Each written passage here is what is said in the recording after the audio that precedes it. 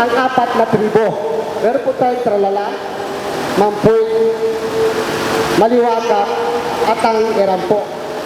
Mga ka-trip, nandito tayo ngayon sa may Sand Triangle Covered Court kung saan nagtipon-tipon ng mga residente ng Olongapo City kasama ang mga ibang konsehal upang pag-usapan ang concern ng mga Olongapeños ukol sa Phase 2 Solar Project. Mga ka-trip, ngayong araw ay nagtipon ang mga residente ng Olongapo City para sa isang mahalagang public consultation at petition laban sa planong Phase 2 Solar Farm Project sa Mount Balimpuyo sa Barangay Santa Rita. Dinaluhan ito ng iba't ibang sektor ng komunidad, kabilang ang mga Aita na naninirahan sa kabundukan at mga residenteng malapit sa planong proyekto upang ipahayag ang kanilang mga hinaing at pangamba. Pinangunahan ng mga city councilors ang konsultasyon upang dinggin ang boses ng mamamayan, lalo na ang mga posibleng panganib sa kalikasan, kabuhayan at kaligtasan na maaaring idulot ng proyekto. Ipinakita ng pagtitipong ito na mahalaga ang pakikilahok ng komunidad sa mga desisyong may malaking epekto sa kanilang buhay at kinabukasan.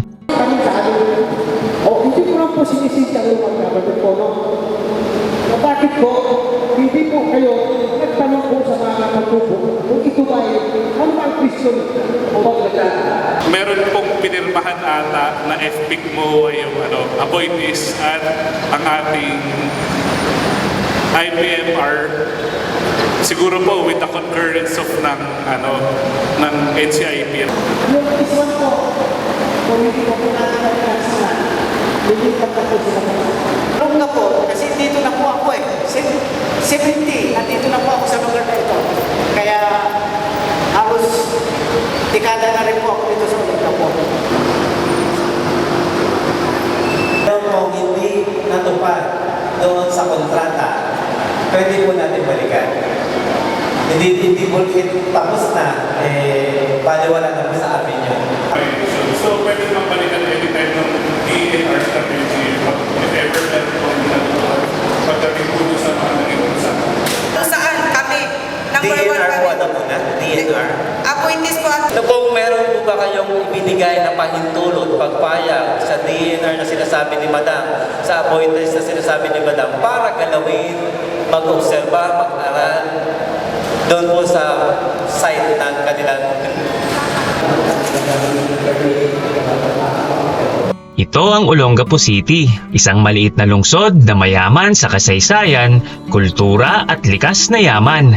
Napapaligiran ito ng dagat, ilog at kabundukan at tunay na mamamangha ka sa nakatagong ganda ng kalikasan ng Olongapo. Ngunit papayag ba tayo na mapuno ng solar farm ang ating kabundukan? Oo, maganda ang solar farm dahil ito ay malinis at renewable na enerhiya.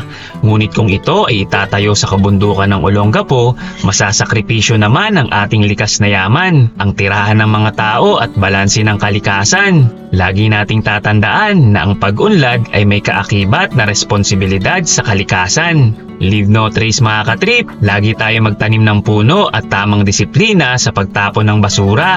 Tara, trip tayo!